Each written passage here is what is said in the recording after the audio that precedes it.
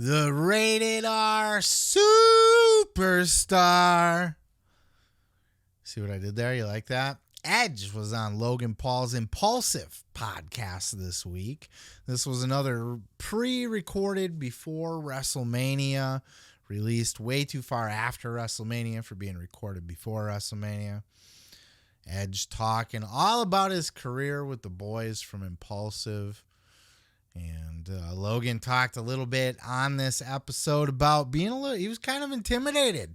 Edge talked about his neck surgeries and how he was told he was never going to wrestle again. And Logan was like, man, I got to get the hell out of this. I got to get the hell out of this business before it cripples me.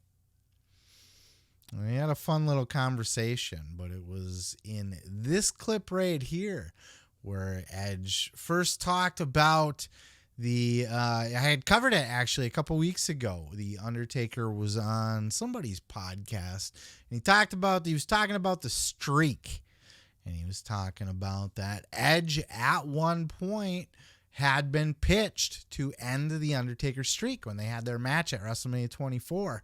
Vince wanted Edge to take it, and Edge said, abso-fucking-lutely not.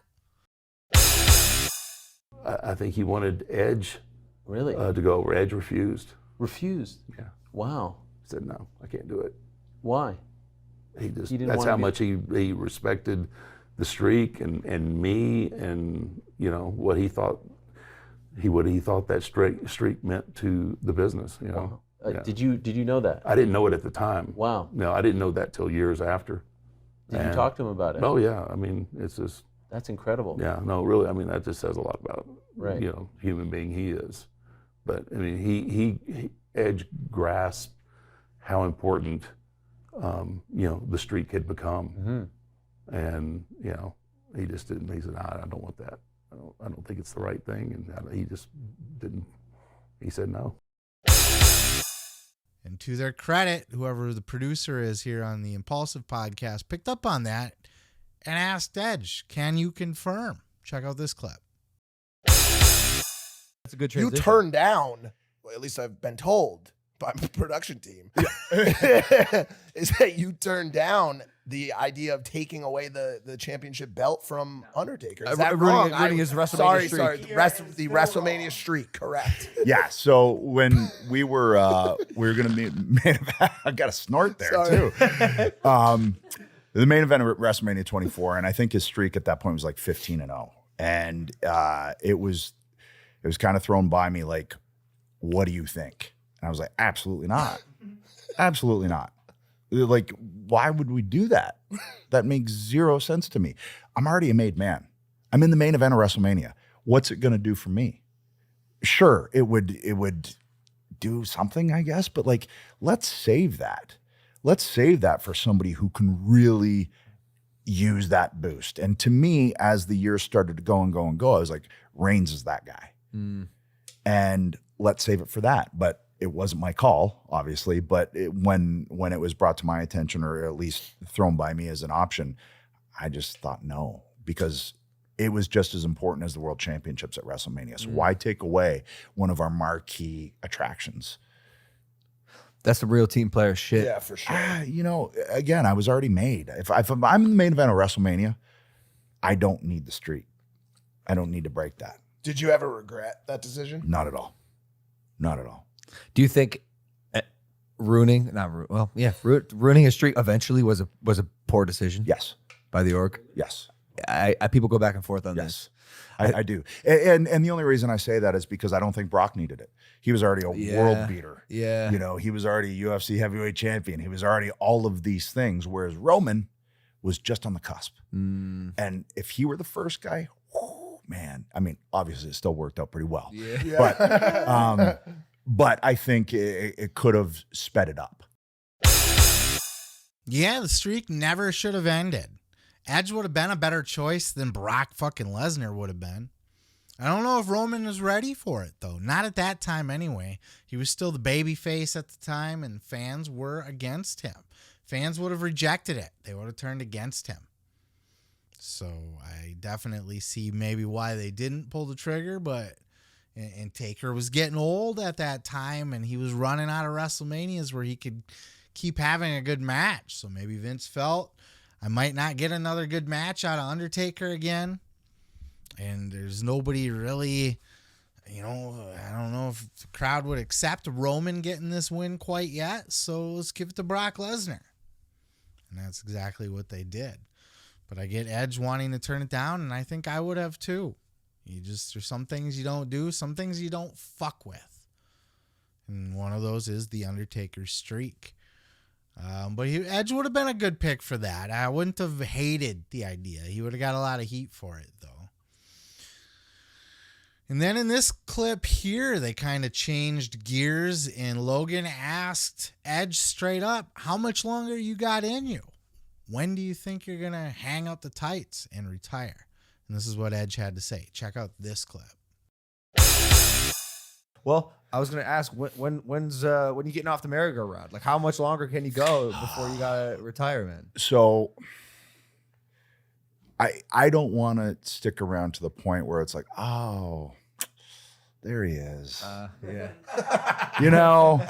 Like He wheeled in. Oh, okay. There, You got to still go out on We'll give top. him the courtesy cheer. Yeah. Ladies and gentlemen. Yeah, Edge. I don't want to get there. Right now, when I come out now, I feel the explosion, and I feel like all of that to throw at them, and that's still there. I don't know if that for me would ever go away, but I feel like in this last run, like the Rocky Balboa movie, which I watched 2 nights before my comeback, and I was in tears because Stallone's monologues in it were all things that were going through my mind. And I realized I got to get this out of the basement because I didn't have the chance to end it the way I wanted to. This time I'm going to get to do that. And now I got 2 little girls that I got to spend the rest of my life taking care of. So I got a little wish list of things that are still to do, but it's not long, and neither is the time. Yeah. I think at most I might have another year in me to be able to do it at this level and still be able to do it at an elite level where I can still hang when I got to get in with Austin Theory, who's 25. Yeah.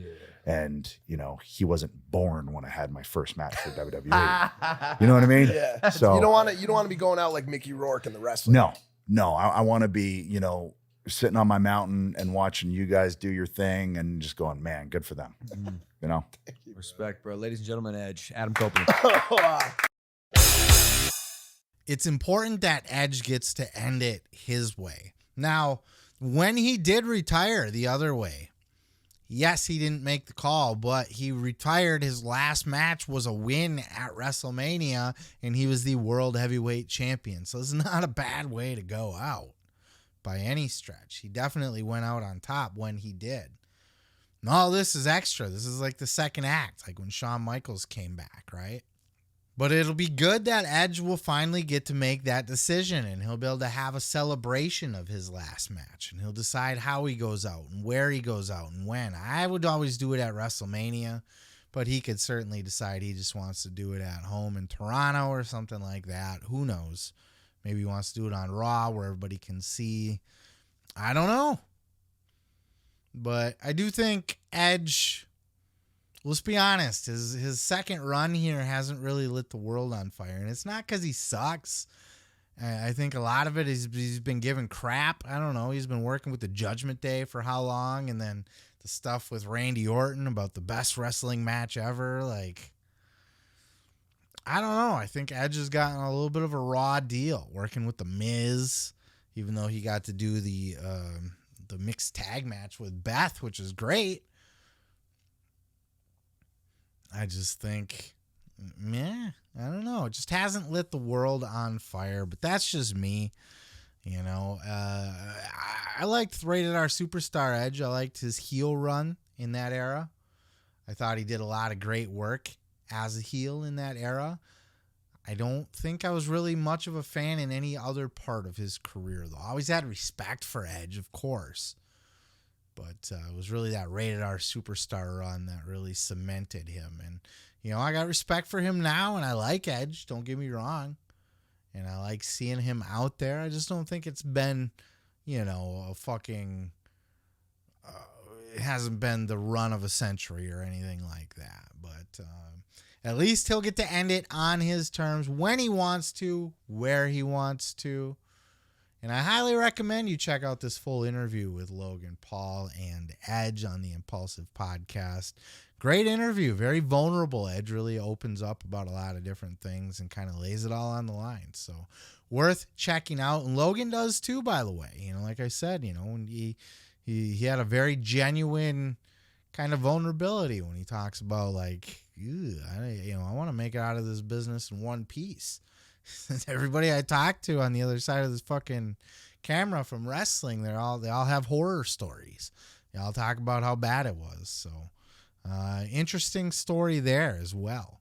But yes, absolutely go check out the full link is in the description down below. And I'm going to go ahead and move on to the next. Let me tell you something, brother. You can check out full episodes each and every Sunday right here on this channel, dude. Don't forget to like, don't forget to subscribe, and don't forget to take your vitamins and say your prayers, brother.